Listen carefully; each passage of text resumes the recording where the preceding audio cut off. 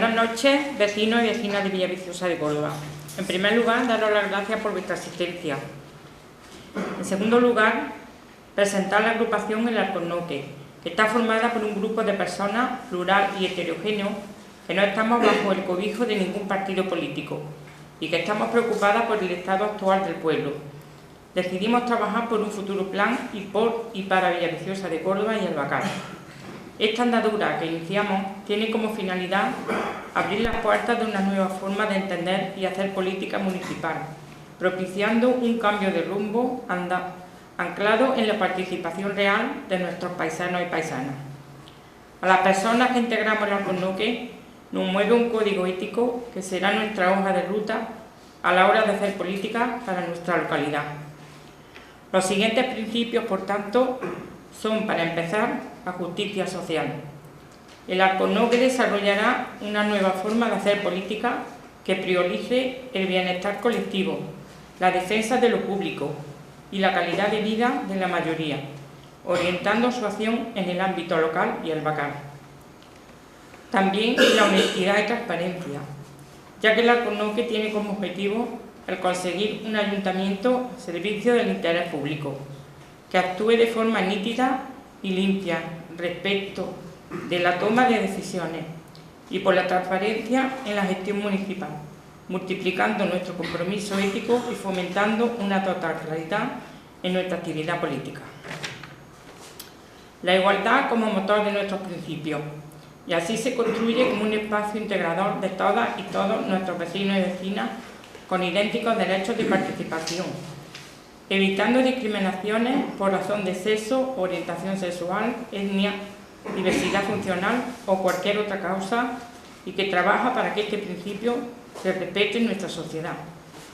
Otro principio fundamental es la democracia y horizontalidad. El Alcornoque es un espacio plural, diversificado, democrático, de participación directa, abierto, participativo, libre, no confesional y de estructura horizontal. Es decir, trabajando codo con procesos participativos, construidos desde abajo y desatando confianza e ilusión.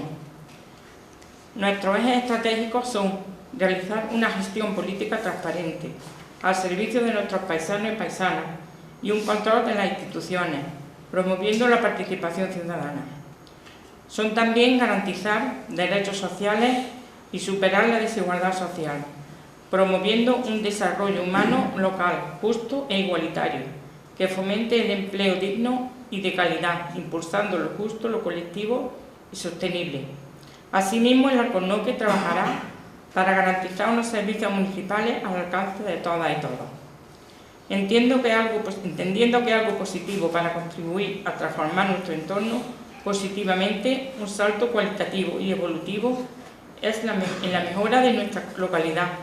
Hemos decidido dar este paso tan importante y crear esta agrupación en la que queremos acoger a muchas personas más interesadas en este proyecto, que es el de todas y todos, abierto a todo el mundo que comparta estas mismas inquietudes.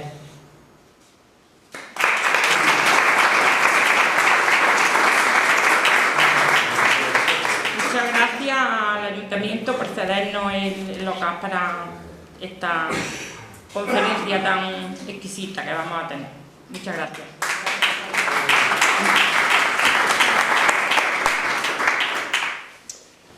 Bueno, buenas noches, amigas y amigos. Yo voy a, de una forma corta, deciros algunas cosas. Toda mi vida la he desarrollado siempre en distintos colectivos. Bueno, desde joven en las asociaciones juveniles, culturales. Luego, como yo creo que tienen que hacer todos los trabajadores y trabajadoras en organizaciones sindicales, en la defensa de derechos, en la consecución de los nuevos derechos, y luego en colectivos políticos también. En mi última etapa, que estuve en un colectivo político, creo que todos ahí todos sabéis, que estuve de coordinador provincial de Podemos en Córdoba. Y es ahí donde quizás empecé yo a escuchar otro tipo de discursos, pero no solo por el intento de la organización política, sino por las personas que invitábamos a esa información tan necesaria para las personas, a esa formación también tan necesaria para las personas. Y es ahí donde, bueno, en diferentes materias, en diferentes temáticas, pues hemos ido, he sido partícipe de un enriquecimiento personal importante y que, bueno, estoy convencido de que podemos ir desarrollando aquí en Villaviciosa. En 1945 nacen, como él dice, como le decían los vecinos de allí, de aquella zona, en la Capitaleja. La Capitaleja es Ciudad Real, y le decían la Capitaleja porque en aquellos momentos juntaba 25 o 30.000 habitantes, y nace un niño que ahora mismo es, voy a decir una serie de cosas, pero esto es un mínimo currículum, una mínima biografía de esta persona. Es doctor ingeniero agrónomo, es doctor en genética y máster en horticultura por la Universidad de California. Es profesor universitario e investigador. Durante 30 años trabajó en la Organización para la Agricultura y la Alimentación, la FAO, es un organismo de la ONU, donde fue responsable del desarrollo de diversos acuerdos internacionales sobre biodiversidad, y presidió durante una década el Comité de Ética de la propia FAO. Estas responsabilidades le permitieron recorrer más de 120 países y profundizar en temas como el hambre, la nutrición, la agricultura, el cambio climático, los derechos humanos, el desarrollo, la cooperación y negociaciones internacionales y gobernanza mundial. Ha publicado numerosos artículos y libros, recibiendo numerosos premios también, tanto nacionales como internacionales, en reconocimiento de su actividad docente, de investigación y de desarrollo de políticas. En la actualidad está profundamente preocupado por el cambio climático y las generaciones futuras, y se dedica a la concienciación a través de la docencia y la divulgación dentro y fuera de España. Bien, ese niño que nació en el 45, que ahora creo que rondará los 77 años, 73 años, no sé más. Casi 80. Casi 80, bueno. Pues se llama Pepe Esquina. Para mí un tremendo honor y un tremendo placer presentarlo aquí en Villaviciosa, en este entorno que estamos hoy, que es precioso, una bodega, para hablar de la agricultura, para hablar de la alimentación, para hablar de la ganadería, para hablar de lo que el amigo Pepe estima. Y bueno, lo primero que yo quiero pedir es un fuerte aplauso para Pepe Esquina y reiterar el placer y el honor por tenerlo.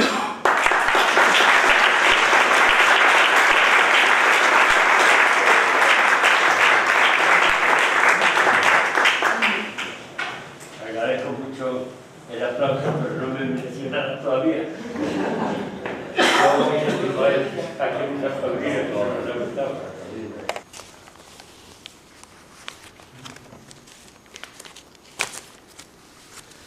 Bueno, yo quería decir primero agradecer mucho a la organización El Alcornoque y la posibilidad que me ha dado de abrir, ser el primero a la que invita a la organización, y agradecer muchísimo también a mi amigo Rafael por darme la oportunidad de venir al pueblo, a Villaviciosa, y conoceros a vosotros y conocer el entorno. Él me había hablado muchísimo del pueblo en muchas ocasiones, y bueno, pues finalmente estoy aquí. De alguna manera es un poco también volver a los orígenes de uno. Nací en Ciudad Real, pero quizás ha olvidado lo más importante. Soy hijo y nieto por los dos lados de agricultores y de campesinos. Y entonces, pues mi vida ha sido el campo. Él ha dicho muchas cosas de mis actividades después, pero lo que más me ha enseñado en la vida no ha sido las universidades aquí o en California, sino la vida en el campo y mi padre. La mejor universidad, el campo, y el mejor maestro que he tenido nunca, mi padre y los campesinos que estaban allí. Es curioso cómo a veces, cuando aprendes mucho, eso es verdad, también en los centros académicos, obviamente, pero muchas veces, cuando es agronomía, lo que te das cuenta es lo que estás aprendiendo, es el por qué tu padre o otros campesinos hacían lo que hacían. Pero ellos ya lo sabían, ellos lo hacían. Es un conocimiento basado en la experiencia. En el libro te lo razona. Y cuando a veces hay una discrepancia entre lo que pone el libro y lo que hace el campesino de siempre, muchas veces, unos años después, ves otra investigación que dice que no, que el libro estaba equivocado, que el campesino de toda la vida tenía razón. Fijaros que Cicerón, hace 2000 años, dice: la agricultura es la profesión propia del sabio, la más adecuada al sencillo y la profesión más digna para todo hombre libre. Obviamente no se estaba refiriendo a la agricultura, que ya no se llama ni siquiera agricultura, ahora es agroindustria, de ahora, en el que a veces no es necesario saber mucho para aplicar como un robot. Es más, se está yendo hacia una agricultura sin agricultores. Pero el agricultor tradicional, el que tenía que mirar al cielo para ver cuándo iba a llover, tenía que ver en qué época convenía sembrar determinadas variedades o determinadas especies, prever lo que iba a ocurrir después y cómo iba a ser el mercado. Era un señor, un poco tenía que saber mucho de todo. Y eso, no sé si para bien o para mal, se está perdiendo. En muchos aspectos para bien, en el sentido de que podemos, todo lo que es tecnología, ciencia, mecanización, es bueno, pero al mismo tiempo estamos perdiendo unos conocimientos tradicionales fundamentales, nos estamos creando unas dependencias enormes de cosas que vienen de fuera, y mientras que en la época de que yo os hablaba, en la época de mi padre, si había una guerra en Ucrania, no se notaba aquí. Ahora hay una guerra en Ucrania y aumenta el hambre en el mundo, justamente por esa permanente dependencia, sea de los insumos, sea de los fertilizantes, sea de bueno, España era un país cerealista, ahora resulta que el 60% del cereal que se utiliza se importa o se importaba de Ucrania y Rusia, y es el cereal que se usa sobre todo para la alimentación del ganado, con lo cual ahora las macrogranjas están en problema, obviamente. Y la soja que se utiliza, el 80% procede de Brasil o de Estados Unidos, con lo cual todos estos vaivenes de los mercados internacionales afectan profundamente en algo tan esencial como es la alimentación, eso por no hablar de energía. Por eso, aunque luego eso será un poquito la conclusión, que para mí es fundamental, mucho más en el momento actual, por esa globalización y esa serie de incertidumbres, tanto medioambientales como de conflictos internacionales, el tener lo que se llama normalmente soberanía alimentaria, soberanía energética. Por soberanía entiendo la capacidad de producirlo lo más cerca posible. Solamente es libre aquel que no depende de otros, y cuanto más lejos están los otros, pues menos libre es. Y entonces, desde ese punto de vista, si somos capaces de producir nuestra alimentación cerquita y nuestra energía, y tenemos unas condiciones extraordinarias de sol, de viento, etcétera, para abastecer incluso a Europa, se dice hoy, y es verdad, hagámoslo. Y cuando digo soberanía no me refiero a España solamente, por supuesto, España dentro de Europa, pero Andalucía dentro de España, Córdoba dentro de Andalucía y Villaviciosa dentro de Córdoba. Lo que quiero decir es, en efecto, cuanto más cerquito tengamos para la seguridad de satisfacer las necesidades básicas, no estoy hablando de los lujos o de otras cosas, pero lo que es esencial, y sin alimentos no se puede vivir, y sin energía no se puede vivir, acerquémoslo. y eso nos hace invulnerables a todo lo que pase a 300 kilómetros más allá. Mientras que ahora mismo no solamente no somos invulnerables, somos totalmente vulnerables y dependientes. De todas maneras, he adelantado un poco alguno de lo que sería conclusiones para que veáis cómo pensaba enfocar esto. Pero lo que quiero aportar es, aparte de esos conocimientos que te pueden dar el campo, que después te da la universidad y que después y sobre todo te da el ser viejo. Dicen, más sabe el diablo por viejo que por diablo. Y es verdad, muchas cosas que ingenuamente pensabas de una manera, la vida te va rodando y te hace ver que estabas equivocado y que las cosas pueden ser mucho más simples de lo que nos imaginábamos. Pero sobre todo lo que quiero compartir con vosotros es justo esa experiencia que ahí sí tuve el enorme privilegio de, al estar yo me fui a la FAO, Naciones Unidas. La FAO es la Organización para la Agricultura y la Alimentación de Naciones Unidas, para 6 meses, y me quedé 30 años. Y ahí es donde me permitió ese tipo de trabajo, hice ahí, el visitar más de 120 países, y el darte cuenta de que, claro, esos países pueden ser muy distintos, culturas distintas, civilizaciones distintas, eran muy distintos. Hoy lo que hay es un proceso que es de alguna manera de homogeneización. Los problemas con los que nos estamos enfrentando en el día de hoy, que para mí pueden ser muy graves, y sobre todo el cambio climático, calentamiento global, las grandes pandemias, que hemos tenido una, pero desgraciadamente no va a ser la última, porque las causas las tenemos y las mantenemos, pues esos son problemas comunes de toda la humanidad. Y esas diferencias culturales, por desgracia, se están diluyendo y se están cada vez... Vean que si pensáis un poco en esto que os contaba antes, es cómo era, y los mayores, y aquí veo bastantes con canas, con muchas canas, pues lo hemos vivido, que es... un poquito es como que yo recuerdo cuando era pequeño y veía que como lo que había en tu entorno, en tu pueblo, en Ciudad Real en mi caso, en Villaviciosa en el vuestro, era como muy separado de lo demás. Y para mí lo veo como pequeños miles y miles de experimentos distintos en el que se hacía lo que se hacía prueba y error. Se iba por este lado, se funcionaba, esto no va este cultivo, no va aquello, voy a cambiar a lo otro, ¿es sostenible o no? No te lo planteabas, porque lo que no era sostenible fracasaba. Y al fracasar, pues lo sustituías por otro, o veías lo que hacía en el pueblo de al lado y lo copiabas, o venía un señor de Estados Unidos y decía, nosotros lo hacemos así, pues lo voy a hacer así.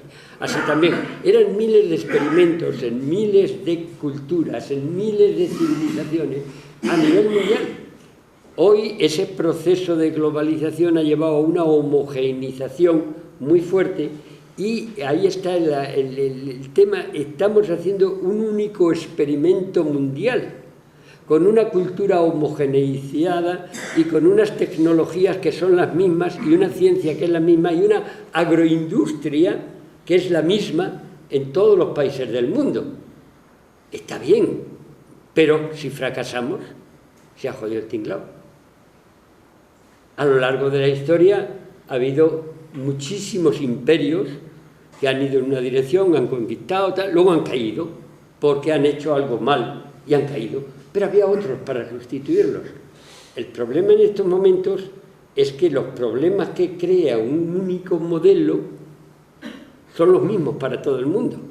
Y si este modelo globalización y agroindustria fracasan, pues ¿quién los sustituye? El cambio climático no es algo que está ocurriendo en un país de un continente, es algo que es a nivel mundial, y lo que está en juego en estos momentos, justamente por eso, y por primera vez en la historia de la humanidad, es la supervivencia de la especie humana, ni más ni menos. A lo largo de la historia ha habido millones de especies que han desaparecido y otras han aparecido. La nuestra hasta ahora se ha salvado y ha seguido ahí y ha evolucionado y ha llegado a ser tan potente como para controlar a las demás y controlar a la propia naturaleza. Pero a lo mejor en el pecado llevamos la penitencia, porque esa especie tan lista que se llama Homo sapiens, el Homo sabio, pues resulta que es la que está provocando ella, porque en otros casos los cambios que ha habido, y ha habido también cambios climáticos, menos del que nos amenaza ahora, pero los ha habido, pero eran porque ocurrían por la naturaleza. Ahora lo hemos provocado nosotros y no sé si tendremos esa sabiduría necesaria como para frenarlo. Todo eso está interconectado. De hecho, antes os decía que yo quería compartir conocimientos con experiencias y reflexiones, y de hecho estoy ya en esa tercera etapa de reflexiones. Y si esas reflexiones las aplicamos al campo, fijaros, la alimentación es fundamental, porque, os decía antes, sin alimentación no hay vida. De hecho, los romanos decían sin agricultura nil, sin agricultura nada. Sin embargo, ahora mismo lo más tirado es el campo. Y el campo, como elemento de producción de alimentos, se está vaciando. Se está hablando de la España vacía. Pero ¿qué es lo que está ocurriendo entonces para que lo más importante, que es el alimento, que es la agricultura, se produce en el campo y el campo se esté vaciando? ¿Qué está fallando en este sistema agroalimentario? ¿Qué está ocurriendo el campo puede vivir sin la ciudad, no la necesita para nada, pero la ciudad no puede vivir sin el campo? Y no hablo solamente del alimento, es que vamos más allá, pues se está sustituyendo, como decía, la agricultura, que ahora será la palabra de agroecología, pero cuidado, agroecología no es ni más ni menos que la agricultura que está en equilibrio con el medio ambiente. Pues eso ha sido siempre la agricultura. Y si no lo estaba en equilibrio, pues esa tierra se estropeaba. Y el agricultor es el más interesado no solamente en que esa tierra se mantuviese fértil y produjese, sino en que para sus hijos y para sus nietos siguiese siendo productiva. Y el agricultor era el más interesado en ver que no podía usar más agua de la que venía, porque donde se saca y no se mete, el fin se le ve, y porque pensaba en sus nietos. Eso no está ocurriendo ahora. Ahora el tema es cómo sacamos el máximo beneficio en el periodo más corto posible, usando agua o usando recursos naturales del planeta, cuanto más mejor, porque me va a producir más y voy a vender más. Ese es el problema que se ha producido, y eso es lo que hace que en estos momentos se está produciendo más barato, por razones que vamos a ver dentro de un ratito, en Brasil o en Argentina o en Chile o en la India o en África, que aquí. El producto te viene y el agricultor de aquí no es rentable. Pero fijaros que está ocurriendo otra cosa muy curiosa, porque agricultura, en el sentido tradicional, no es solo la producción de alimentos. La agricultura, bien entendida, lo que ahora llamamos agroecología, mantiene el medio ambiente, por supuesto, mantiene los recursos naturales del planeta, tierra, agua, aire, diversidad biológica, energía, que al fin y al cabo son la base para la producción de esos alimentos. Mantiene el desarrollo rural, evita el calentamiento, absorbe los gases de efecto invernadero, fundamentalmente el CO2, que lo secuestran las plantas cuando no son monocultivos, y entonces mantiene todo ese equilibrio. Lo que ocurre es que, por lo tanto estoy diciendo, produce el agua cristalina, el aire limpio, sin contaminación, etc. Pero todo eso no se cotiza en el mercado. Lo único que se cotiza en el mercado es el alimento. Entonces, cuando tú simplemente otro produce más barato, eso sí, contaminando, destruyendo, abusando de esos recursos naturales, es más competitivo que tú, porque se está hablando a corto plazo y no a largo plazo. Y entonces, pues lo que estamos haciendo es comiéndonos el capital, no las rentas. Y el capital son justo esos recursos naturales que estamos destruyendo y ese medio ambiente que estamos destruyendo. Hay un refrán africano que a mí me gusta mucho, dice, el medio ambiente y esos recursos naturales del planeta no nos pertenecen, lo tenemos en préstamo de nuestros hijos. Destruirlo, por lo tanto, es robar a nuestros hijos.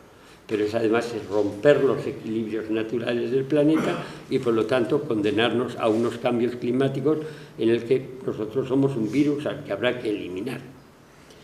Bueno, dicho esto, un poquito a modo de preámbulo, que de alguna manera van los elementos esenciales de lo que voy a tratar.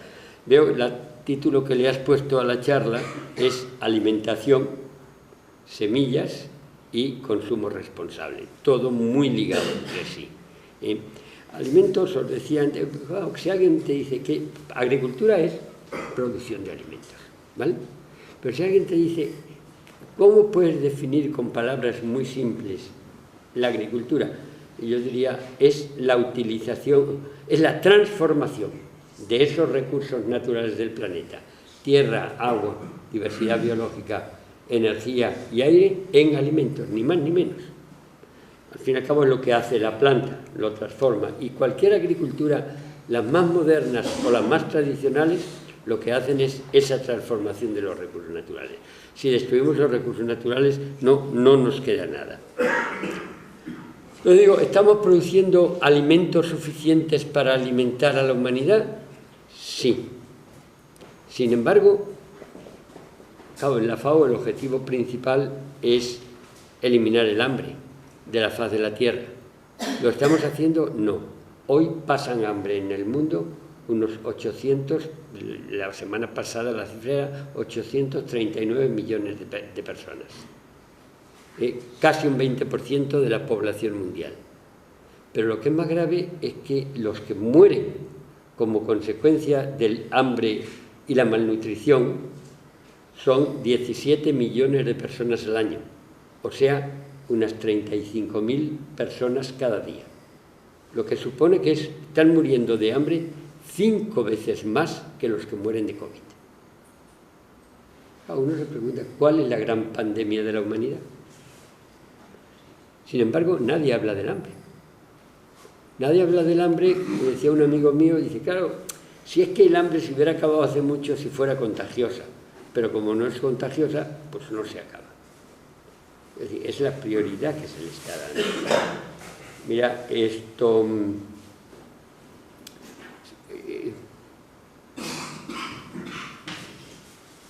os decía, mueren al día unas 35.000 personas. Ese mismo día que mueren hoy, por ejemplo, estamos gastando en armamento 40.000 millones de dólares. O sea, con eso, al precio que cuestan los alimentos, en el lugar donde mueren estas personas, podríamos alimentar a los muertos del día durante 120 años. Es cuestión de prioridades. Con lo que hemos gastado en los países miembros de la OCDE en salvar a la banca en los últimos 20 años, podríamos haber, con el 2,5% de eso, podríamos haber erradicado el hambre en el mundo. Es cuestión de prioridades. Mira, os decía, la FAO es la Organización de Naciones Unidas para la lucha contra el hambre. ¿Sabéis que el presupuesto de la FAO de 2 años es el equivalente a lo que 2 países desarrollados, en este caso Estados Unidos y Canadá, utilizan en comida para perros y gatos en una semana? Entonces lo que se está ignorando es dar prioridad a lo que debería de tenerlo. Nadie sospechoso de ser radical, un presidente de Estados Unidos, John F. Kennedy, en el año 63, el primer Congreso Mundial de Alimentos, decía, hoy en nuestra generación tenemos los medios y la capacidad para acabar con el hambre en el mundo en 5 años. Solo falta la voluntad política de hacerlo. Hoy 80 años después, 70 años después, sigue faltando la voluntad política de hacerlo. Ahora, claro, ¿por qué hay hambre? Y te van a decir inmediatamente, y lo habéis oído en la radio, en la televisión, ¿no? Hay que producir mucho más alimentos para que la gente no pase hambre. O sea, faltan alimentos. Eso es una gran mentira. Hoy, en el mundo, se producen, según datos de Naciones Unidas, el 60% más de los alimentos que se necesitan para nutrir a toda la población mundial. Los alimentos están en el mercado internacional, pero no llegan ni a la boca ni a la mesa del que tiene hambre.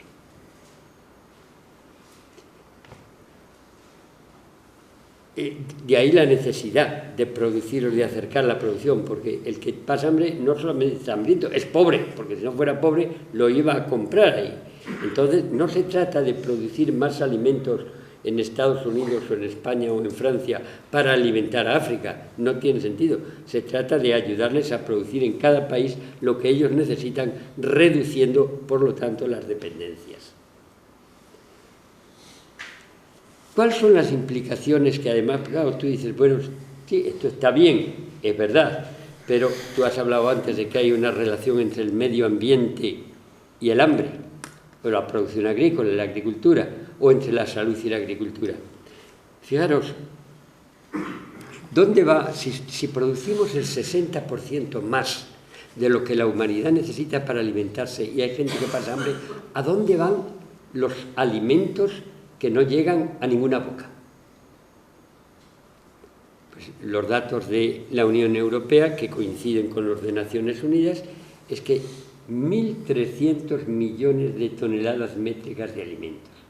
La tercera parte de la producción mundial se pierden y se desperdician en el camino. Y la mayor parte terminan en el cubo de la basura. En Europa, 89 millones de toneladas métricas al año de alimentos terminan en la basura. En España, 7,7 millones de toneladas métricas. 169 kilos por habitante y año terminan en el cubo de la basura. Y el 30% de ello en envases sin abrir porque han caducado. Y aquí sí hay una responsabilidad también nuestra. Es importante. Ahora, ¿cómo afecta esa producción de alimentos al medio ambiente? Producimos mucho más de lo que se necesita. No alimentamos a la población mundial, pero ¿cómo va a afectar al medio ambiente? Pues, según los datos del Panel Internacional de Expertos Eminentes de Cambios Climáticos, estamos en la producción de los alimentos que se hacen hoy con este sistema tan eficiente de producción de alimentos, digo eficiente desde el punto de vista económico, porque produce mucho más de lo que necesitamos, la producción de los alimentos vierte a la atmósfera 11.000 millones de toneladas métricas de gases de efecto invernadero, o sea, el 28% de los gases de efecto invernadero responsables del cambio climático. Claro, esto es muy serio, porque realmente lo que está provocando estamos diciendo que la tercera parte de la causa del cambio climático, el 28%, casi el 30%, es debido a este sistema agrícola. Que decía, es eficiente desde el punto de vista económico, pero no desde el punto de vista social, puesto que no alimenta todo. Fijaros bien, si cogemos solamente los alimentos que van a perderse en el camino, los que os decía que la mayor parte terminan en la basura, para producir los alimentos que no se va a comer nadie, estamos utilizando 1.400 millones de hectáreas, 28 veces la superficie de toda España si toda España fuese fértil. Para producir los alimentos que no van a llegar a ninguna boca, estamos utilizando la cuarta parte de agua dulce del planeta cada año. Para producir esos alimentos que no vamos a comer, estamos utilizando 300 millones de barriles de petróleo al año. Y solo en la producción de lo que no se va a comer nadie estamos contaminando un 10%, es responsable de un 10% de esos gases de efecto invernadero que provocan los cambios climáticos. Eso no es eficiencia.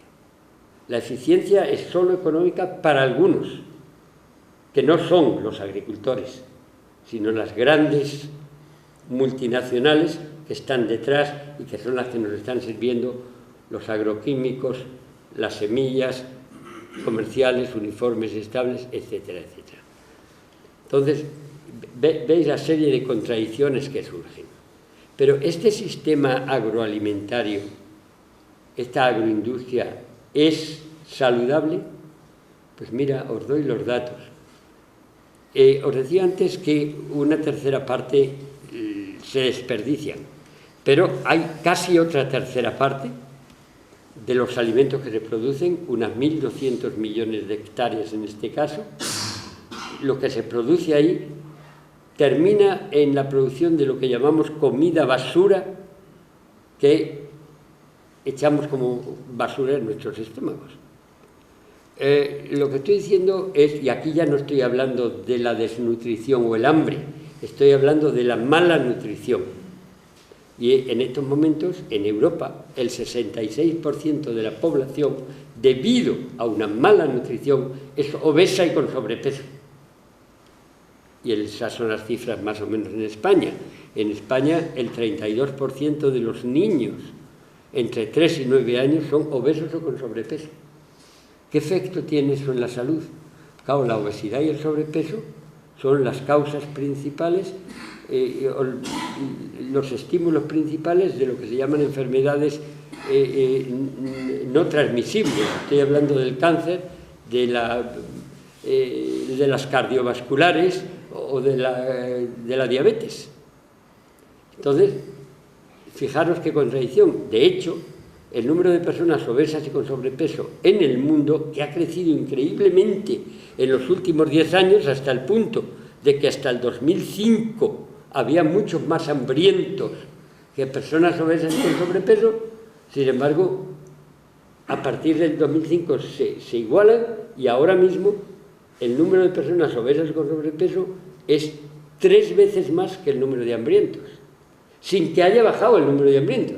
Ha subido los obesos con sobrepeso debido justo a esa mala alimentación, a esas grasas saturadas, a esas bebidas gaseosas, etcétera, etcétera. Y son 1.600 millones de personas obesas y con sobrepeso, casi 2.000 realmente en las últimas estadísticas a nivel mundial. Y eso tiene un costo. La Unión Europea está gastando en medicinas para combatir la obesidad, para combatir las enfermedades provocadas por la obesidad y el sobrepeso, 700.000 millones de euros al año. 700.000 millones de euros al año es 12 veces lo que gasta en la PAC, Programa Agrario Común. Es evidente que si en vez de utilizar eso en medicina se estuviera utilizando en fomentar una alimentación sana y saludable, y por lo tanto la PAC sirviese también para mantener el equilibrio medioambiental y para producir sano y dar información a toda la gente, de ello no sería necesario esos 700.000 millones al año. ¿Quién se beneficia de eso? Pues las grandes farmacéuticas, las que están vendiendo las medicinas que tenemos que comprar para mejorar la salud en las enfermedades provocadas por esa obesidad, pero también en adelgazantes. Que ahora mismo en algunos países de la Unión Europea se está gastando más en adelgazantes que en comer. Decimos, no, es que la comida es muy cara. No es verdad.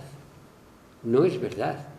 Cuando yo era niño, se utilizaba el 65% del salario medio para comer.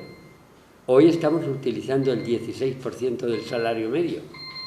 Estamos dando prioridad a otra serie de bienes que a lo mejor son mucho menos necesarios. Bueno, Dicho eso, con respecto a los alimentos, pero ¿por qué de todas maneras, y vamos a entrar en el tema de las semillas casi directamente, pero ¿por qué está fallando para que produzcamos mucho más de lo que se necesita a través del sistema agroalimentario, para que estemos contaminando el medio ambiente como consecuencia de la producción de alimentos innecesarios y para que estemos teniendo una alimentación, una malnutrición que nos lleva a incrementar las enfermedades debidas justamente a esta malnutrición? ¿Qué ha cambiado? Mira, yo recuerdo, y algunos de vosotros mayores recordaréis, cuando yo era niño y se me caía un trocito de pan al suelo, mi abuelita o mi mamá o mi papá decía: Pepito, cógelo, bésalo y cómetelo. Bésalo y cómetelo. El pan, el alimento, era sagrado. No se podía tirar. Y claro, es que la base de la vida, en la mayor parte de los países y de las religiones, representa al Dios que corresponda. El arroz en la India, o el maíz en México, o el pan y el trigo en Europa, porque hay una religión cristiana donde el pan, Dios se transforma en pan. Hoy no, hoy el alimento, no solo el pan, hoy tiramos también el jamón jabugo si es preciso, porque ha caducado. Y no importa, el alimento es una pura y nuda mercancía.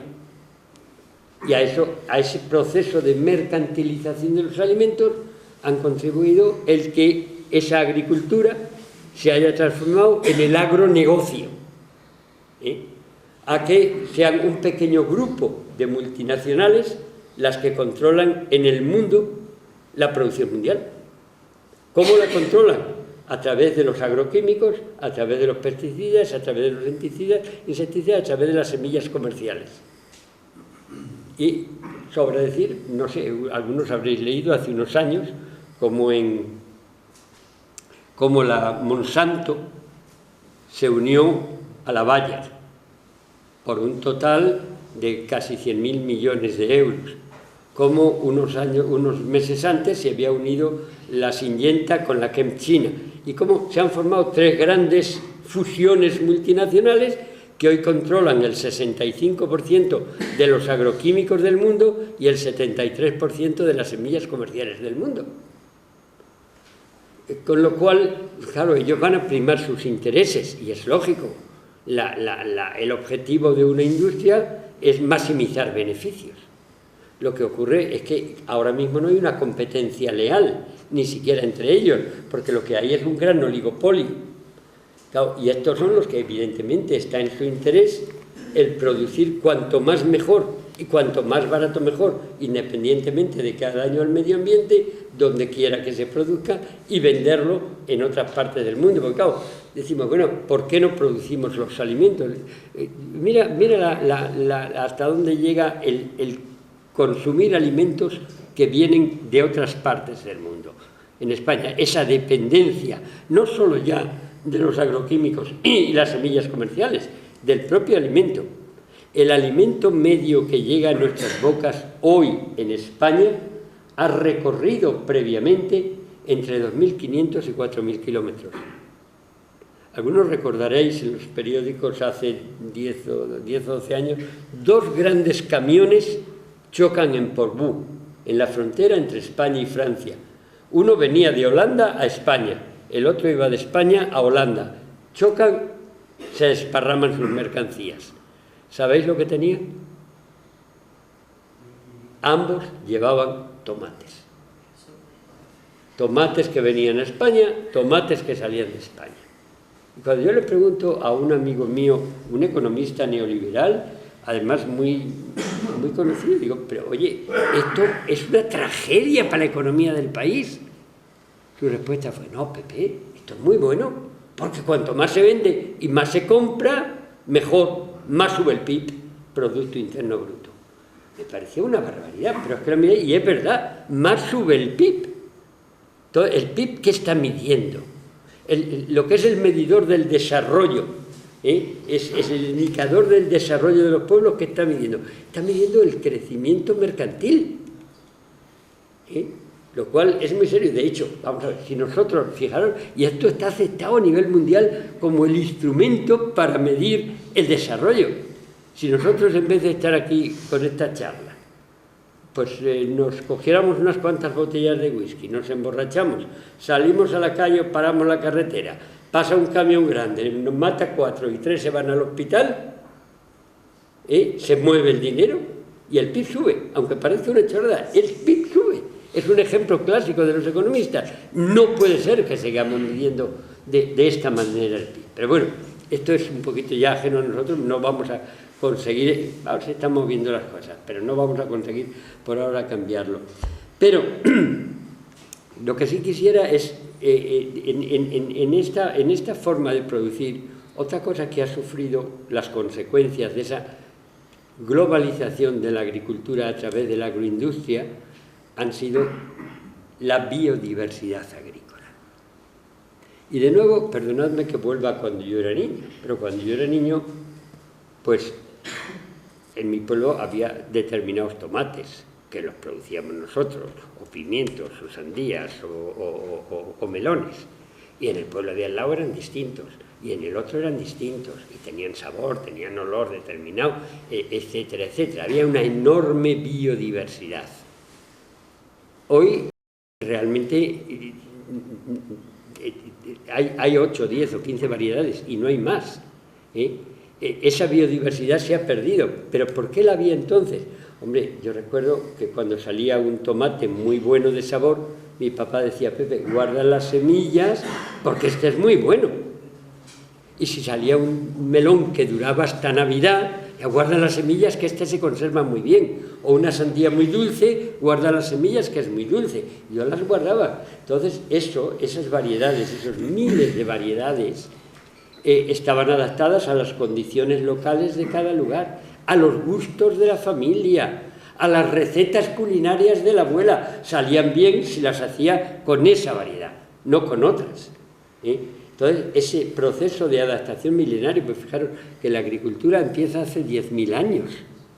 Cuando empieza la agricultura es cuando empieza ese proceso de selección de variedades locales, adaptadas también muy bien a las condiciones de enfermedades.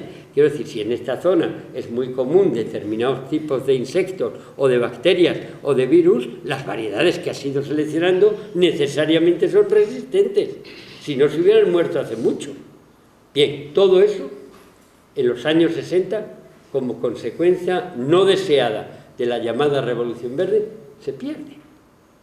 Y además se pierde, y esto es lo triste, que existe legislación, por ejemplo, en España y en Europa, bueno, y a nivel mundial, porque que es en el que se exige que para que una variedad pueda comercializarse tiene que ser uniforme y estable. Justo esa idea que decía mi padre: guarda las semillas de este tomate, no de aquel, de este, porque está más bueno o es más oloroso. Ahora tienen, por ley, todos los tomates tienen que ser dentro de una variedad idénticos. Has castrado a la variedad de la cosa más importante que tiene para adaptarse a las condiciones variantes del medio ambiente y de tus gustos y de las necesidades humanas, que es la diversidad. No te estoy hablando aquí, cuando hablo de biodiversidad, aquí no estoy hablando de qué pena que se está muriendo el oso panda. Por cierto, es muy importante que no se muera y que se mantenga, o los leones o los rinocerontes blancos. Te estoy hablando que la diversidad intravarietal y entre variedades, que eran las variedades tradicionales adaptadas a las condiciones y los gustos lugares y los gustos locales, se han perdido esa diversidad. Y la capacidad, por lo tanto, de seguir adaptándose a los cambios climáticos que vienen, se ha perdido. Pero cuando se pierde esa diversidad y aparece una enfermedad, ya no puedes seleccionar, porque tú no puedes seleccionar nada si todo es idéntico. Por lo tanto, ¿de quién dependes? Del que te vende las semillas. En los laboratorios sí están trabajando para producir la nueva semilla porque viene una enfermedad. Como se está trabajando en las gripes que van a venir con vacunas nuevas. Pero, lo cual ahí es inevitable, pero en este otro caso no. Entonces, hemos privado al agricultor y a la semilla de su capacidad de adaptarse, con lo cual ha aumentado su dependencia. Entonces, fijaros hasta qué punto a nivel mundial se ha perdido el 95% de las variedades tradicionales que usaban nuestros abuelos, y se han perdido para siempre.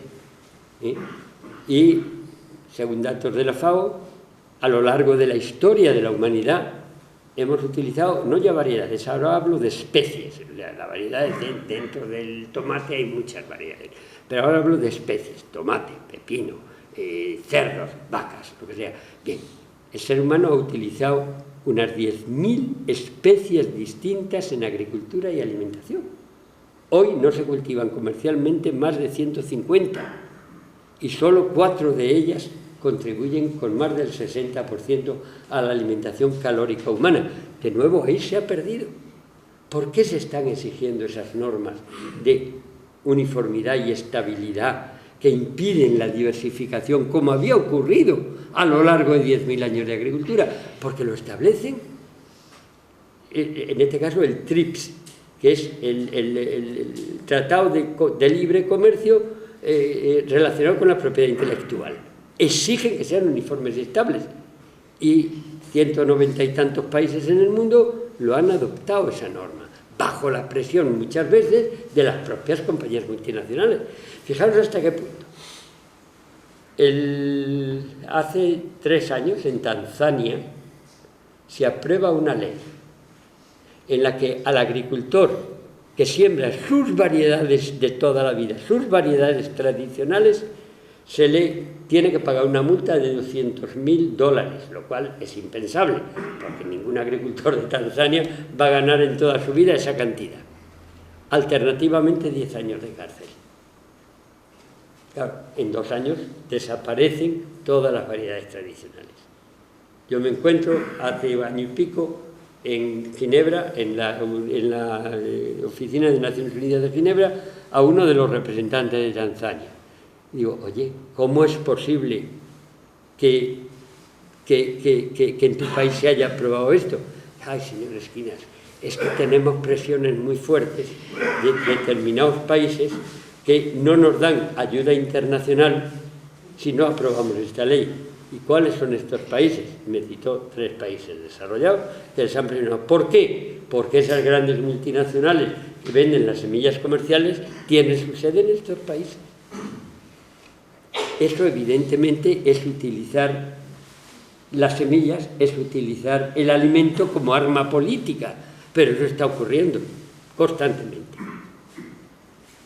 Es más, cuando se pierde esa diversidad de semillas tradicional mantenida a lo largo de milenios, tienes también otro peligro muy grande, y es que ahí estás perdiendo, decía antes, determinados tipos de resistencia a enfermedades. Os cuento un par de anécdotas. Algunos habéis oído hablar de la famosa hambruna europea o hambruna irlandesa del siglo XIX, siglo XVIII. Bien, aquella fue... En la hambruna murieron de hambre 4 millones de irlandeses en un par de años. Lo que no se dice, ¿por qué? Y es que cuando la causa fue la falta de diversidad biológica de la patata. La patata no existía en Europa. La patata se trae de América Latina. Bien, pues cuando llega a Europa, llega un puñado de patatas, todas iguales. Marrones por fuera, blanco-amarillentas por dentro, redonditas, y en el año 1840 y tantos, en Irlanda, aparece una enfermedad, el Phytophthora infestan, era un hongo, y mata todas las patatas, que eran todas iguales. No encontraron ningún producto químico para combatir esa enfermedad. Mueren todas las patatas, también en el resto de Europa, porque no había ninguna resistente a esa enfermedad, y ahí mueren, en el caso de os decía antes, mueren 2 o 3 millones, pero es que había 10 millones de habitantes, y casi la mitad de los que no mueren de hambre emigran a Estados Unidos como consecuencia del problema porque la patata era el cultivo principal en su alimentación. Bien, ¿cómo resuelven el problema? Pues alguien tiene la idea de decir, claro, la patata no era de aquí, las que vinieron aquí eran idénticas. ¿Qué pasa si vamos a Perú, Bolivia y Ecuador, de donde venían esas patatas? Cuando llegan allí se encuentran con que las patatas no eran todas marrones por fuera y blancas por dentro, ¿no? Las había moradas, las había rojas, las había amarillas, las había verdes, las había con manchas, las había en forma de tirabuzón. Había una diversidad enorme. Y esa misma diversidad que se veía viendo el color, la forma y el tamaño, existía también cuando analizabas, y muchas de ellas eran resistentes a unas enfermedades y otras a otras. ¿Se resolvió el problema? Claro, se trajo las semillas resistentes que había allí, seleccionadas a lo largo del milenio por los pequeños agricultores tradicionales, se traen a Europa y el problema resuelto. Se introduce esa resistencia en nuestras variedades y se resuelve el problema. Yo hice en los años 70 mi tesis doctoral con melones españoles. Colecté unas 380 variedades distintas de melón en toda España, yendo a los caminos, pidiendo por carta a los alcaldes, etc. Bien. En una de ellas, en uno de los casos, viajando a las Urdes, de la provincia de Salamanca, era una de las zonas, de Cáceres, perdón, era una de las zonas más paupérrimas o más pobres de España en aquel momento. Y fui a esa zona también para colectar semillas de distintos lugares y distintas condiciones climáticas, etc. Y colecté un par de variedades. Y ya estaba en la carretera, volviendo a Madrid, yo estaba entonces en la Universidad Politécnica de Madrid, y llega un señor con un burro. Y serían las 6 de la tarde, y dice, yo estaba esperando el autobús, que me tenía que llevar a Madrid. Y el señor era un señor de esto, un campesino, con la frente muy arrugada, porque no sabe si la edad puede tener 40 o 60 años, no lo sabe. Y se para y dice, usted no es de aquí, ¿eh? Digo, no, señor. Dice, ¿y qué viene usted a hacer aquí? Digo, no, es que estoy colectando semillas de melón. ¿Y para qué quiere usted semillas de melón? Digo, hombre, es que se está perdiendo la diversidad que hay muchas variedades con sabores muy distintos, con tamaños, con formas, y se está perdiendo. ¿Y qué? Hombre, pues que algunas de ellas pues, pueden ser resistentes a enfermedades, es una pena, tal. Entonces él me escucha, yo con cara de 8, yo no sabía si se estaba riendo de mí o qué estaba pensando, y ya cuando yo termino de hablar dice, ¿sabe usted lo que le digo? Que tiene usted mucha razón. Porque mire usted, aquí cuando hace 10 años apareció la enfermedad esta de los pimientos y tal, menos mal a los pimientos del tío Tortilla, que eran resistentes, pues no, nos había jodido los pimientos para toda la vida. Se murieron todos menos los suyos. Y cuando después hubo aquella sequía tan fuerte de tal año, pues se nos murieron las sandías, menos las del tío Menganito. Y menos mal, ahora tenemos sandías porque las del tío Menganito no se murieron. Y entonces yo ahí empecé a tomar nota, como loco, porque claro, me estaban diciendo lo que decía, su experiencia me decía que eso que yo estaba diciendo sin entrar en profundidades, él lo había vivido. Y hizo una reflexión, él dice, qué pena, mire usted, que mis hijos no lo entienden. Bueno, pues total, y en ese momento llega el autobús. Veo que viene el autobús. Entonces le doy las gracias y usted no sabe cuánto le agradezco, he rellenado un montón de páginas con lo que usted me ha dicho, pero me tengo que ir, porque viene el autobús. No, usted no se va, pues estamos hablando, usted no se va. Hombre, pero es que ya no hay ningún autobús, que no había más que un autobús al día. Hasta mañana. Pues es igual, se va mañana. No, es que no puedo llamar por teléfono porque he quedado con unos amigos en Madrid. Pues espere, ya se darán cuenta que usted no llega. No, pero mire, es que tampoco no hay hoteles aquí. Se queda usted en mi casa. Bueno, yo no sabía, estaba con la duda. Por una parte me apetecía muchísimo seguir conversando con él. Por otra parte, mi deber me llamaba en el otro lado. Y entonces el tipo me hace chantaje. Me dice, mire usted, si usted se queda, yo le voy a dar unas semillas de melón, que cuando los demás se mueren, los míos no se mueren. Lo que yo necesitaba era ese empujoncito, digo, vale, me quedo. Entonces ya pasé el autobús y dice, bueno, vamos primero, antes de que se nos haga de noche, vamos al campo a coger los melones estos, que está aquí mismito, aquí mismito. Aquí mismito fueron casi 2 horas, los dos montados en el burro, porque era por unos estos empinados muy difíciles, y llega al sitio, en efecto, me da la semilla, luego nos volvemos, y dormí en su casa, estuvimos hablando hasta las 3 o las 4 de la mañana, me llené un cuaderno entero de notas, era un pozo de sabiduría aquel hombre, qué pena que, sí, lo tengo por aquí, pero no tenemos tiempo de ver la diapositiva. Y bueno, yo ya me volví al día siguiente satisfecho a Madrid, pensando qué bien, cuánto he aprendido y tal, pero para mí ese caso se había acabado, ya ahí se acababa la historia. Pues no se acabó ahí la historia. Las distintas variedades que yo había ido colectando con las que hacía esa tesis doctoral, las criábamos en el campo, en una finca de Aranjuez, la finca La Pavera. Ahí sembramos esta variedad y muchas otras, durante 3 años. Tomábamos datos, etc. Y cuando tomamos los datos los enviábamos a distintos laboratorios. Uno de ellos, pues trabajábamos en cooperación con una universidad de Texas a una universidad de Texas. Y de la universidad, un par de años después, me manda una nota diciendo que hay una variedad que ha sido resistente a una enfermedad, a un tipo de fusarium, en el que no había ninguna resistencia, ninguna variedad comercial. Era la única resistencia que se había encontrado. Cuando miro, era la de este señor. Hoy, esa resistencia, esos genes de resistencia, se han introducido en casi la totalidad de los melones comerciales del mundo. Este señor, ignorante, no sabía leer ni escribir, había mantenido eso y me lo había dado en aquel momento.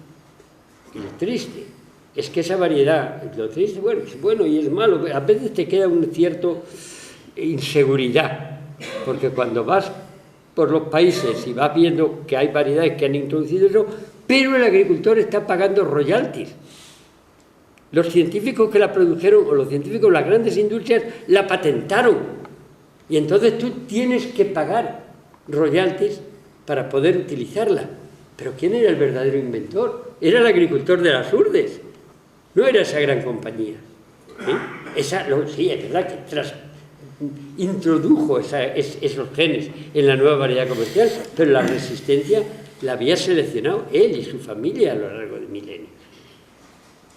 Esto para deciros lo importante que es, sobre todo en época de cambios climáticos, esa diversidad biológica que hemos perdido. Y lo importante que aquí eran esas variedades tradicionales que estoy seguro de que las hubo y que hoy ya no están. Y estás comprando la semilla toda uniforme y estable, que va muy bien cuando a esa semilla pues tú le añades determinados fertilizantes, determinados agroquímicos, determinados pesticidas, etcétera, etcétera.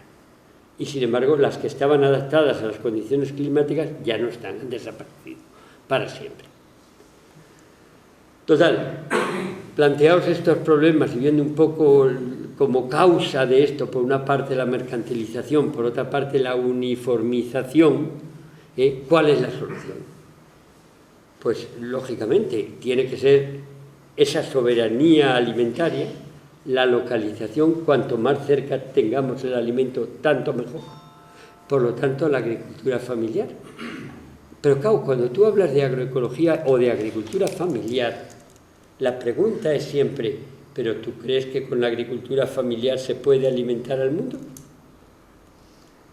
Hay un estudio muy interesante que hace la FAO en el año 2013, en el que lo que hizo fue, no al decir qué agricultura produce más, la agroindustria o la agroecología o la agricultura familiar, no es cuál produce más. Pues si decimos cuál produce más, obviamente produce más la agroindustria. La pregunta era, de los alimentos que sí llegan a la boca del consumidor, no los que se pierden en el camino, sino los que sí llegan. ¿De dónde proceden?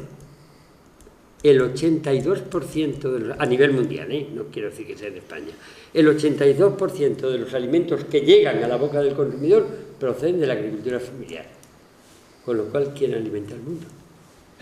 De hecho, el año 2014 fue el año internacional de Naciones Unidas para la agricultura familiar.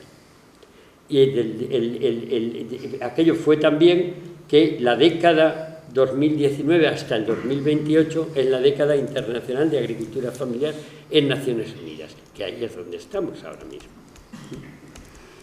Ahora, ahí también viene la otra pregunta.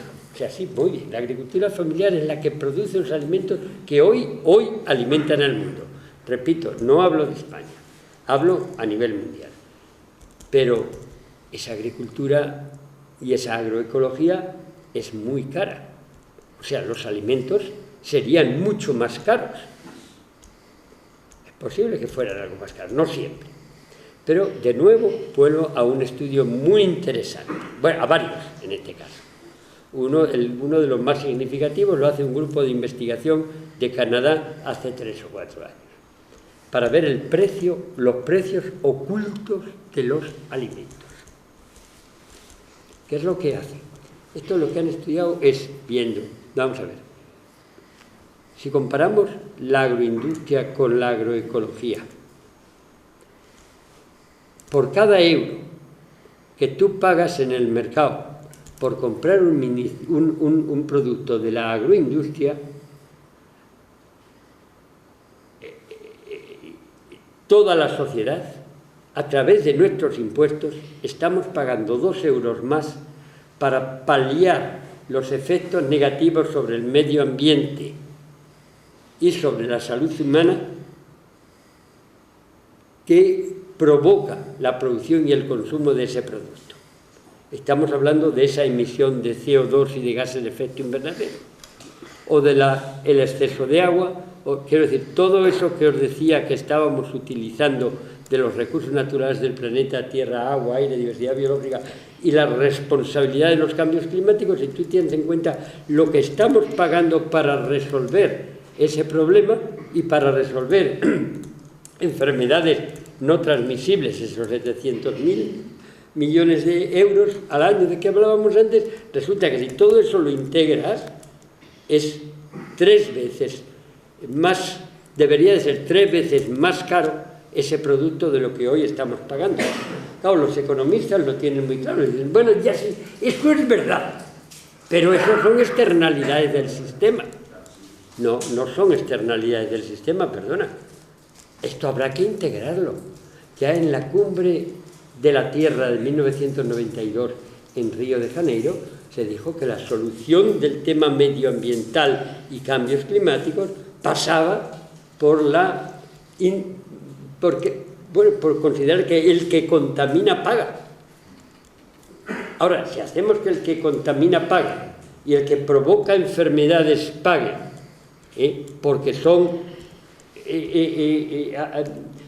porque provoca la mala alimentación, entonces resulta que el precio que tendrían que vender su producto para que fuera rentable sería 3 veces más. Pero claro, si el producto de la agroindustria se vende 3 veces más caro, resulta que el producto de cercanía y la agroecología es rentable. Y si ese producto es rentable, no hubiera habido un empobrecimiento rural en España. Y si no hay empobrecimiento, no hay envejecimiento no hay éxodo rural. Y si no hay éxodo, no hay envejecimiento de la población. Entonces, el problema, se está diciendo mucho, no, hay que subvencionar al campo para que se mantenga la población. No, el problema no está en subvencionar el campo, que a lo mejor es necesario, pero es que vamos a quitar las subvenciones encubiertas a la agroindustria, porque son, cuando nosotros tenemos que pagar por los impuestos, los que están contaminando tendrían que pagar como consecuencia de su actividad, ese dinero que nosotros pagamos es una subvención encubierta a las grandes multinacionales, a Monsanto y a todas estas grandes industrias que son las que están provocando el problema. No sé si queda claro o suficientemente claro, Pero esto es un problema de fondo grande. Bueno, yo creo que no vamos a ir ya mucho más allá, porque sí, quizás el decir que os hablaba antes de esa cumbre de Río del año 92. En esa cumbre hay dos lemas, uno el que contamina paga y el otro, que yo creo que viene muy a cuento, que es piensa globalmente y actúa localmente. Fijaros que en todo lo que hemos desarrollado hasta ahora ha sido más que nada el ver que hay una serie de políticas. Hay una serie de leyes erróneas, como las que hablábamos de que las semillas sean uniformes y estables. Hay, sin embargo, otras que son muy positivas, de las que no hemos hablado, como es el Tratado sobre Semillas, y dentro de él un artículo 9 que se llama Derechos de los Agricultores Tradicionales, y que establece una serie de derechos sumamente interesantes. El Parlamento español aprueba este tratado internacional que se negocia a lo largo de 20 años en la FAO, y el Parlamento español lo aprueba, pero no se está cumpliendo.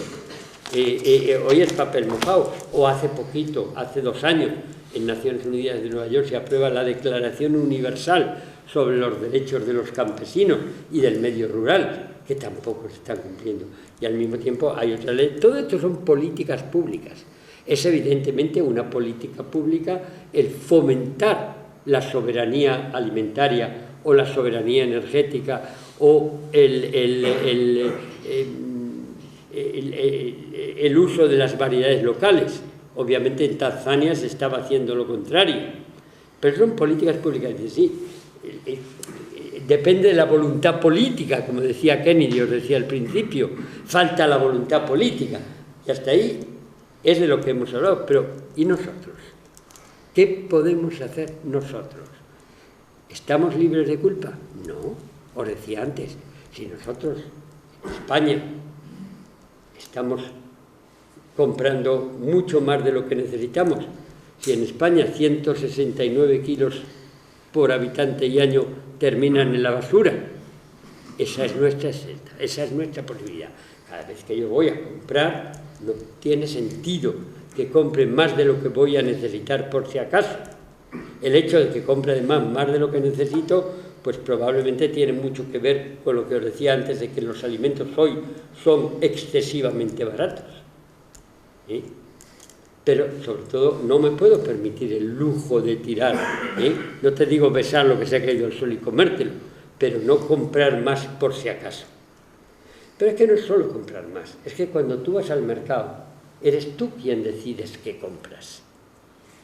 Y si sabes todas las implicaciones que esto lleva, se trata no solo de comprar, sino de ver qué puedes comprar para estimular determinados tipos de producción. Porque cuando yo compro esto o aquello, estoy estimulando la producción agroindustrial, o la producción agroecológica, o la producción de agricultura urbana, o la producción de agricultura periurbana. Soy yo con mi compra el que estimulo que se vende una cosa a otra. No puedes tener en cuenta solamente el coste económico, también, pero no solo. Por lo tanto, en definitiva, como dice Carlo Petrini, presidente de Slow Food International, él dice que el alimento, que el comprar no es un acto inocuo, comprar es un acto político, porque cuando voy y compro determinadas cosas estoy fomentando determinados tipos de desarrollo. Y yo siempre me gusta resumir eso diciendo que tenemos que ser capaces de transformar nuestro carro de la compra pacíficamente en un carro de combate por un mundo mejor. Entonces, yo creo que esto no lo podemos aplicar como ciudadanos o como consumidores, pero que además como ciudadanos en nuestro país y en muchos otros tenemos otro derecho muy importante, que es el derecho al voto. Y que cuando yo voy, para mí sería ideal que hubiese partidos que tengan muy en cuenta todos estos temas agrícolas, medioambientales, industriales, etcétera, porque estarían pensando primero de manera amplia en el mundo, por supuesto en su pueblo, por supuesto en su país, pero además en el mundo, y tendríamos a tratar de evitar esos cambios climáticos. Pero nunca encuentras el partido y dices, este es el ideal. Es verdad que nunca lo encuentras, pero los países que tenemos el privilegio de poder votar, sí tenemos que saber al menos, si no sabemos a favor de quién, sí en contra de quién, que van a ser los que más daño hagan. Y aquí no estoy hablando, fijaros bien, no estoy hablando de izquierdas o derechas, no tiene nada que ver con eso. Hay una cierta relación, pero no ese es el tema. Es quiénes pueden ayudar más o quiénes van a ayudar menos a resolver el problema de los cambios climáticos, del calentamiento global, de la desaparición de las especies. Y en eso nos va la vida a nosotros y a nuestros hijos. En el ejercicio del voto también tenemos que tener en cuenta eso. Pues habría, obviamente, a través de Internet, puedes conseguir información como la que yo os estoy dando aquí, porque normalmente los medios de comunicación hoy obedecen más los intereses de quien les paga y, por tanto, no siempre vais a encontrar información fidedigna. Internet nos permite comunicarnos con personas que están en el otro extremo del mundo y, como decía al principio, la problemática hoy en cualquier país del mundo, los problemas esenciales son idénticos. No solo nos permite comunicarnos, nos permite asociarnos y actuar en consonancia. Mirar el movimiento de Greta Thunberg, me parece una niña maravillosa, y que ha conseguido movilizar a la juventud del mundo para combatir el cambio climático. Creo que todo esto tenemos que tenerlo en cuenta. Alguien puede estar tentado, como decía alguien, dice, es que yo soy tan pequeño que no puedo tener un impacto en la sociedad. Y otro le dice, lo que pasa es que tú no has dormido nunca con un mosquito en tu habitación. Es un poco, claro que podemos tener impacto, y no solamente tenemos que ser mosquitos, protestar y decir esto, no, protestar por un mundo mejor, no estamos hablando de no destruir el planeta, coño, que no es izquierda o derecha, no destruir el planeta, y si hay que ser no mosquitos, sino moscas cojoneras, seamos moscas cojoneras, y no digamos es imposible. ¿Quién hace huir a los toros bravos? ¿Sabéis el único animal que hace huir a un toro bravo? El tábano, y es así de chiquitito. Pues desde ese punto de vista podemos y debemos ser mosquitos o moscas cojoneras y de alguna manera hacer oír nuestra voz, que se puede cambiar la sociedad. Termino con otro ejemplo muy significativo, una especie de cuentecito, el del colibrí, no sé cuántos. Hay un incendio enorme, también para ver qué puedo hacer yo. Un gran incendio en el bosque. Todos los animales huyen despavoridos en todas direcciones, menos uno, un colibrí. Llega al lago, coge una gotita en el pico, va donde está el fuego y la suelta. Y vuelve al lago y otra gotita y la suelta. Y otra. Y en una de esas se encuentra el elefante que va despendolado. ¿Pero dónde vas, colibrí? Y no, es que estoy intentando apagar el fuego. ¿Pero tú crees que lo vas a conseguir? Dice, yo hago mi parte. Yo hago mi parte. Hagamos nuestra parte cada uno. Hagamos nuestra parte como consumidores. Pero también hagamos nuestra parte como productores, viendo de qué manera se puede, empezando por lo local, hacer cambios que permitan construir un mundo mejor y sobre todo un mundo que sea sostenible. Gandhi da un ejemplo muy grande. Fíjate que él consigue liberar a la India, una colonia británica en aquel momento, y además sienta un ejemplo importantísimo con un movimiento absolutamente pacífico. Gandhi y descalzo. Gandhi tiene dos frases, con esto lo dejo aquí, dos frases que son muy significativas y que están en consonancia, para mí una con el mosquito y otra con el colibrí. La del mosquito es cuando dice, la tierra tiene recursos para satisfacer las necesidades de todos, pero no la avaricia de algunos. Y la otra frase que a mí me encanta es cuando dice, sé tú el cambio que esperas ver en el mundo. Y termino.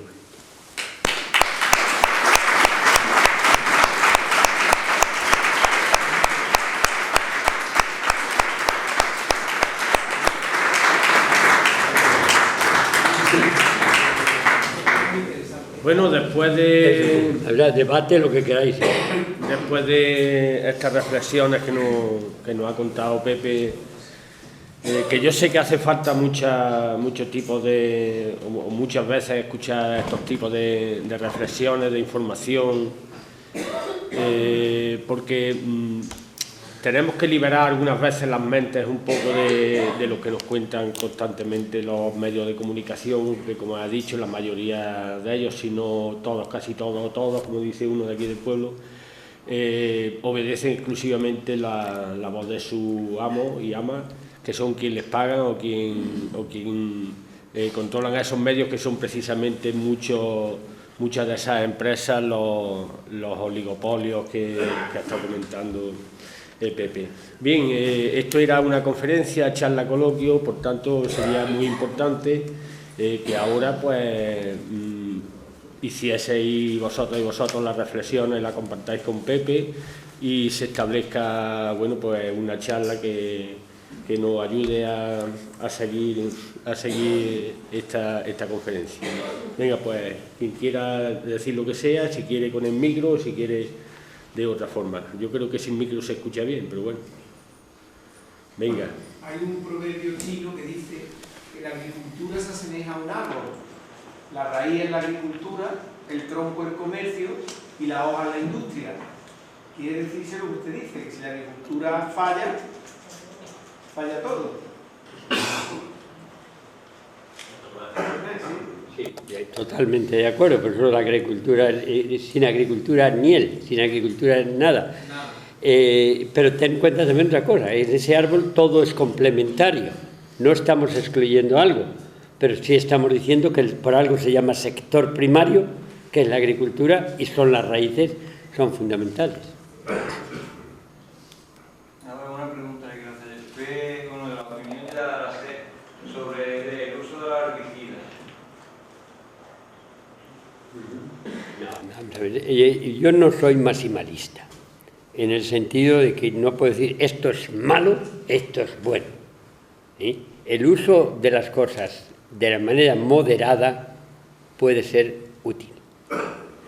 En segundo lugar, el herbicida depende de qué tipo de herbicida, porque quizás quiero decir, hay sustancias, la propia naturaleza tiene determinados productos, sobre todo más que herbicidas serían insecticidas, pero serían agroquímicos que produce la propia naturaleza y establece los equilibrios.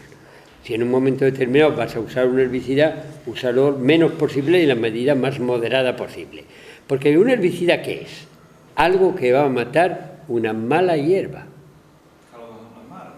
¿Qué es una mala hierba? Bueno, la matamos porque va consumiendo el agua y los Sí, pero es que es muy relativo, porque vamos a ver, si una mala hierba es un tomate en una planta de trigo, pero es el trigo en una plantación de tomates. Eso es. Entonces, ese es un elemento a tener en cuenta. A mí no me gusta la expresión mala hierba, la hierba que no quieres tener ahí en ese momento. El problema que se plantea, muy serio, en un primer momento no pasaba nada, eliminabas, no consumía el agua, perfecto. Hoy, cuando tú analizas el acuífero, ese agua que te va a consumir esa mala hierba o que te va a consumir tu propio trigo, te das cuenta de que tiene un porcentaje de agroquímicos enorme. Y ese agua, que antes era la que iba al arroyo de al lado, donde cuando yo era niño te tirabas al suelo y bebías en el arroyo, ahora es veneno. Y en algunos casos está produciendo efectos tremendos sobre el suelo. Más, esos productos químicos que estás echando, que en cantidades moderadas, siempre que pueda ser reasimilado por el suelo, no hubiera pasado nada. Cuando hemos abusado hasta límites de todo eso, lo que ha hecho es matar algo de lo que no hemos hablado, pero que es clave, que es la microflora y la microfauna del suelo. Sabéis que en un suelo fértil, en un suelo bueno, en un suelo donde se ha cultivado en una agricultura sostenible, en este caso en el tema de la agroecología, si está bien llevada, en ese suelo, en 1 centímetro cúbico de suelo, ¿Hay más microorganismos que seres humanos en toda la Tierra? Claro, ¿qué hacen esos microorganismos? Eso es lo que llamo microflora y microfauna. ¿Qué hace todo eso? Todo eso lo que hace es contribuye a la asimilación de las hojas que caen, de la materia orgánica que cae, de los animales que mueren. Es los que son capaces de coger el nitrógeno del aire, transformar ese nitrógeno en nitratos o nitritos con los que la propia planta se alimenta. Quiero decir, son ellos, es esa materia orgánica, en definitiva, que a la que contribuyen también las cacas de los animales, de las vacas, etcétera, que también se descomponen ahí y la descomponen esos microorganismos que son los que están alimentando a la planta. Que la planta a su vez produce hojas, produce frutos, etcétera, que nos alimentan a nosotros, que a su vez alimentan a todos los demás animales de la biodiversidad, que a su vez cagan ahí y alimentan al microorganismo, que a su vez alimenta a la planta, o se mueren y son absorbidos, son consumidos también por esos microorganismos, o por los gusanos, es el completo de todo, las arañas, todos esos que hay ahí están dentro de un ciclo. Cuando tú eliminas con agroquímicos muchas veces, en exceso sobre todo, pero en exceso ahora mismo es en excesísimo, eliminas algunos de estos escalones, el más cómodo es los microorganismos, has roto todos los equilibrios. Pero la ruptura de esos equilibrios conlleva, en primer lugar, esa ruptura del equilibrio ecológico hace que desaparezcan muchas especies que estaban en el ciclo y que al quitarles su alimento se van, mueren, desaparecen.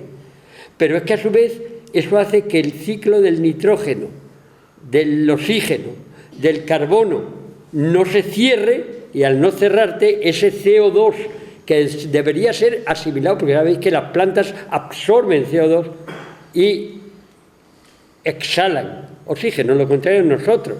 Bien, ese CO2 no se cierra el ciclo y se va a la atmósfera. Y eso provoca el cambio climático. Si es que todo es lo mismo. Y es ese exceso de hacer algo que en cantidades limitadas, en momentos críticos, bueno, pero de manera abusiva. O el uso de agua en estos momentos, que es una barbaridad lo que se está haciendo en Andalucía. Y bueno, y en muchas otras partes. Es decir, bueno, pues no, es que hay una presión, que más regadíos aquí hay. No, hombre, no. Yo no puedo usar más de lo que tengo. Por una parte, antes hablaba de la contaminación, ahora hablo del abuso de esos productos naturales. No sé si he respondido a lo que... Todo para producir. Hoy. Pero pan para hoy, hambre para mañana. Pepe, yo tenía una pregunta.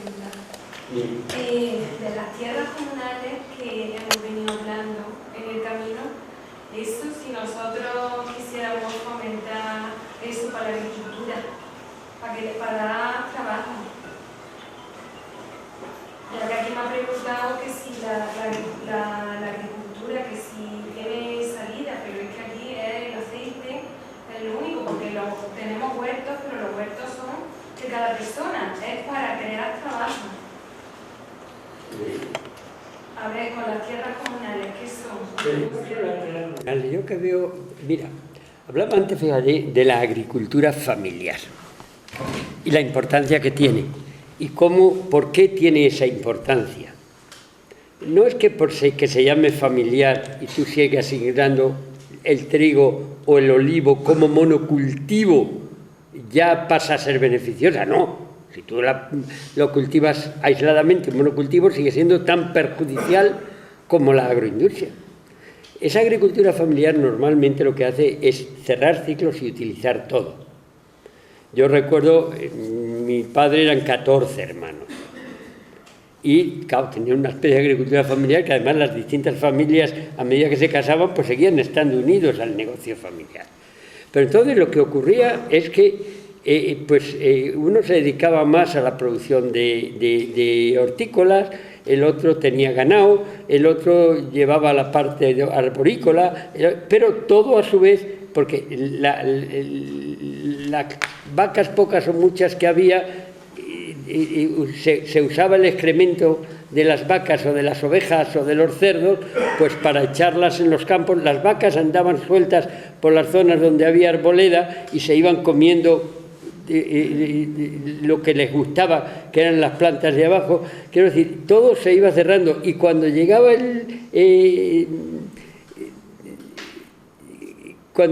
el otoño, se vendían algunos productos, siempre en el entorno familiar, en el entorno del pueblo. Estoy hablando de un pueblo de Toledo en este caso. Pero cuando llegaba el invierno y había cosas, o en el otoño, y había cosas que no se habían vendido, los tomates no se tiraban, se hacía conservas con los tomates, o se secaban los tomates, o se hacían mermeladas. Y lo mismo con los demás productos. Lo que quedaba de carne se hacían chacinas. Lo que quedaba, la poca leche o mucha que daban las vacas, se bebía toda la familia. Pero lo demás se usaba para hacer queso, que iba a estar ahí en invierno, o para hacer jamones, o para hacer cecina con la carne seca. ¿Entiendes? Esa agricultura familiar lo que permitía es cerrar los ciclos, de la misma manera que ya a nivel de consumo no tirábamos. ¿Por qué? Vamos, el día que se comía en casa cocido, y eso ya no solamente mi abuelo, quiero decir que ya también en la generación mía, el día que se comía cocido, por la noche había croquetas con la carne del cocido, y al día siguiente había una tortilla de garbanzos. Y si eso, lo que quedaba de eso, no se tiraba. Vamos, se echaba a las gallinas o a los cerdos para que comieran. Y si ya se podría y no se lo comían siquiera ellos, no pasa nada. Iba al basurero para después llevarlo a las tierras. Todo se cerraba el ciclo. Todo se cerraba el ciclo. Y además no había plásticos. Claro que es muy importante, porque el plástico es el único elemento que no existe un microorganismo todavía capaz de digerirlo y por lo tanto de integrarlo en un círculo, en un ciclo. Pero eso es el problema que tenemos ahora mismo. Todo esto es un problema. Hemos roto todos esos equilibrios, hemos roto todos estos ciclos. ¿Se puede, y voy a tu pregunta ahora, se puede hacer algo a nivel de un pueblo de Villaviciosa? Pues allá no hay familias de 14 hijos, pero hay pueblos de 3.000 habitantes que pueden actuar de esa misma manera. Se puede fomentar un tipo de explotación agrícola, no hablo siquiera de agricultura, de explotación, de sistema agroalimentario que permita que uno esté produciendo ganado, que otro esté produciendo tal, que a su vez uno le compra, le permite que las vacas de este señor vayan a pastar a lo que hay debajo de los árboles del otro, a cambio le deja la mierda de las vacas en el suelo que va a fertilizar, que esto a su vez estén de acuerdo y hagan una especie de acuerdo, de contrato con las 3 personas que están produciendo conservas, a las que les proporcionan eso, etcétera, una especie de cooperativa transversal. Ya no estoy hablando aquí de la cooperativa, que está muy bien, de aceitunas para producir olivos y tal, que está solo para la aceituna, no, estoy hablando de transversal. Cada uno produce lo que tiene, y otro señor que es el mielero, el que lleva la miel, lleva los enjambres a las distintas fincas para que polinicen, que ese es un problema también gravísimo, debido justamente a esos agroquímicos, a esos herbicidas, que los insectos también están muriendo. El otro día, hace un par de meses, hablando con un amigo mío, compañero de la Universidad de California, él sigue viviendo en California, y me comentaba, estábamos hablando, que ya somos mayores, tanto él como yo, y dice, Pepe, ¿te acuerdas? Le dije, qué buena estaba la miel. Había una miel que llamaba el mielero, lo ponían en español, porque en California se habla también bastante español. Digo, ¿sigues yendo a tomar la miel aquella tan rica? Y dice, no, Pepe, si es que tú no sabes lo que ha pasado. ¿Qué ha pasado? ¿Te acuerdas de aquellos carteles enormes que decía el miel a tanto el kilo de miel o a tanto el tarro de miel y tal? Dice, ahora no, sigue existiendo y se sigue llamando el mielero, pero ahora ya no lo lleva, ya no hace la miel y la vende. Ahora lleva dice, a tanto, dice el mielero, a 20 euros, 2 días, 4 enjambres. ¿Qué es lo que hacía? Él llevaba los enjambres a las distintas fincas, le pagaban tanto al día y entonces ese era el negocio. O sea, lo que antes las abejas hacían normalmente, porque estaban por todas partes, o los insectos polinizadores, ahora tienes que comprarlo. Es lo de los adelgazantes. Antes tú comías lo que comías y hacías mucho ejercicio y normalmente había mucha menos obesidad. Ahora no, comes, te hacen publicidad, sigues comiendo más cosas que engordan, pero luego te compras el adelgazante. O las vitaminas que no están en el alimento, pero las vas a comprar a la farmacia. Ahora en este caso ya la miel no es el producto importante de las abejas, es la polinización que antes era gratis. Ahora hay que pagar por eso porque cada vez hay menos abejas. Entonces, de nuevo, esa persona pues, hace su miel y puede llevar los enjambres, pero por eso esa especie de cooperativa mixta, esa gran familia, obviamente voluntaria, de las personas del pueblo que quieran cooperar de esa manera, yo lo vería como una cosa maravillosa. Más cosillas. Es una tarea muy difícil, es lo que yo creo. Está muy bien, pero es muy difícil, es lo que... Si tú hablas de esa cooperativa mixta. Estamos acostumbrados, nos tienen acostumbrados a que lo que viene de por ahí es lo bueno y lo que hay aquí o lo que tú puedes o tienes. Vamos, no le hace caso. Si se incrementara mucho el precio, pues a lo mejor la mitad se moría y sería otra cosa, pero... Yo no sé, por ejemplo, cuántos huertos hay aquí en el pueblo. Hay muchos. Mucho. Muy familiares, muy chiquitos. ¿Cuánto terreno hay ahí pegado al polígono para abajo de huertos? Claro.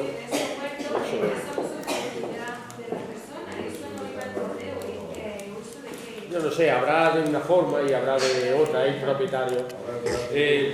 Yo sé que es muy difícil unir no solo los huertos a eso, sino todos los huertos que hay en el pueblo. Unir a la gente, diseñar las producciones, diseñar la siembra. ¿Qué se siembra en esta parte este año? ¿Qué se siembra allí? ¿Qué se siembra? Llegar a un convenio con las tiendas, con los comercios locales, con los locales, para que en la estantería de sus negocios estén los productos de temporada de esos huertos. Y a los ganaderos de aquí, pues que pasten allí cuando tengan que pastar, que hagan la función que tengan que hacer y además que en otros sitios, cuando estén pastando, lleven el estiércol allí. Y es un ciclo. Imposible, no sé si será imposible. Yo tengo una lechuga así de grande ahora mismo. Digo, Martín, si no se plantea, si no se habla, si no se trabaja en esa idea, pues será imposible. Yo sé que la gente en Villaviciosa es reacia al tema colectivo, cooperativo y demás, pero bueno. Es mucho más peor, pero lo tuyo, si no tiene vista, no lo quiero. Hace falta más Que no es el pelo o la manzana que brilla, que está con una cera pintada y que nos la comemos que ya no va. Esa es la buena. Claro, sí, porque ahí es donde han ido los bichitos a comer, porque esa es la que está buena, no la otra. ¿no? Y en esto además que comentaba, yo creo que hoy, hasta hace poco no, pero hoy se puede hablar también de en ese conjunto de cultivos comunitarios, interrelacionados, digamos, la producción de energía. La producción de energía es absolutamente clave, porque el petróleo se está acabando. No están subiendo los precios, van a subir mucho más hasta que ya sean imposibles, porque no hay. Las que no son las energías no renovables se van a acabar, los precios van a seguir subiendo. Entonces, quien tenga energías renovables va a ser el más rico del mundo. No es por casualidad que España está pasando a ser la fuente principal de energías no renovables. Es que somos la cantidad de sol que hay en España y sobre todo en Andalucía, la cantidad de tierra llana donde corre el viento no es comparable a otros países europeos. Por eso está pasando a ser la fuente de energía. Y aquí me preocupa una cosa, porque dice, entonces, primero, ¿por qué diablos no se ha hecho hasta ahora el poner los tejados, por ejemplo, para coger con paneles solares? ¿Por qué no se ha transformado la energía, esa transformación en energías renovables que se está llevando a cabo? No se ha hecho hasta ahora. No se había hecho hasta ahora porque había unos intereses económicos poderosísimos que lo han impedido. En estos momentos ya no pueden retenerlo. Pero está ocurriendo un fenómeno curioso. Y es que las mismas compañías, grandes multinacionales, como, yo no me acuerdo de los nombres, la Shell. Fijaros bien, la Shell es un caso muy interesante. La Shell antiguamente se ocupaba de trata de esclavos. ¿Cuándo es antiguamente? Cuando la energía más importante para mover todo era la energía humana. Cuando dejó de ser la energía humana y se prohibió la esclavitud y pasa a ser la madera, la Shell eran madereros que traían entre continentes los grandes buques, los grandes camiones con madera. Cuando pasa a ser el carbón, se ocupan de eso. Cuando llega el petróleo, y es donde la hemos conocido, es el petróleo. Y ahora son la energía más limpia del mundo y la misma compañía se transforma de nuevo, invierte grandes cantidades y pasa a producir las energías renovables. En España, donde hay una gran expectativa, muchas multinacionales están llegando, están comprando o alquilando miles y miles de hectáreas para producir energía que después van a exportar al resto del mundo, sobre todo al resto de Europa. Y hace unos meses voy a Guadalajara a casa de una hermana mía. Ella vive en Junqueras, Junquera de Henares. Y en un pueblo de al lado veo el pueblo entero lleno de placas solares. Digo, hostia, ¿y esto? No, es que les pagan al agricultor. Los que lo quieren vender se los pagan muy bien. Y los que no lo quieren vender se lo alquilan por 25 años y le pagan cada año 4 veces más de lo que él hubiera ganado.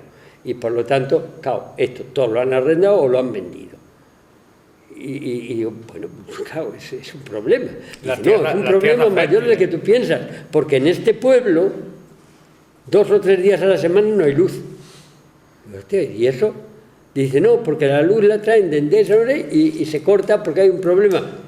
Claro, la solución está producir vuestra luz. Quiero decir, producirlo con energías solares, utilizar una parte, la parte que no querráis usar, generalmente la menos productiva agrícolamente, pero en este caso cualquiera.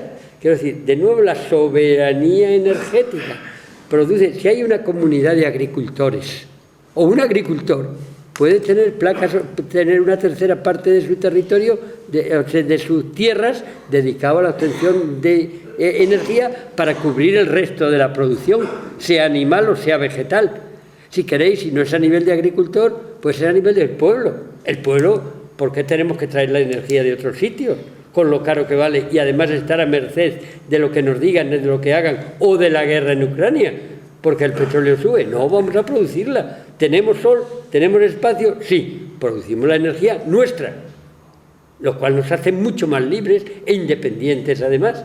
Entonces, esas son las necesidades básicas, alimentación y energía sobre todo, produzcámoslas aquí. Entonces, ese cultivo de energía, porque al fin y al cabo lo que tú estás haciendo cuando tú colocas una placa solar o tú colocas un molino de aire, es cultivar, usar ese terreno para cultivar, para producir una energía que vas a usar en el pueblo. Y luego, hombre, que sobra y quieres vender al de al lado o exportarlo, lo mismo que los alimentos. Pero primero abastece tus necesidades y eso es lo que te va a hacer más libre. Nosotros hemos constituido aquí ya una comunidad energética.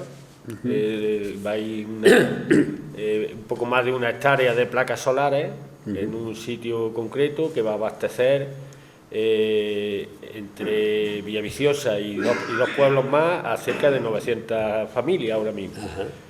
Como ese proyecto hay 15 más en el resto de la provincia de Córdoba que se están haciendo toda la vez, y una cooperativa de segundo grado que organiza todas, o sea, 16 comunidades energéticas. Es la primera provincia donde se hace el tema de placas solares para las familias, para las casas normales, que además se empieza ahora a final de marzo o 1 de abril a socializar ya los socios. Quiero decir que el paso del tema de la energía ya lo estamos dando aquí, es importante. Bueno, más cosillas. problema son las grandes urbes. Bueno, pero aquí no estamos en la gran urbe. ¿Qué produciría el hacer esto que yo digo? Produciría un éxodo de las grandes urbes hacia los pueblos. Quiero decir, ese proceso de abandono del pueblo se invertiría. ¿Bien? Claro.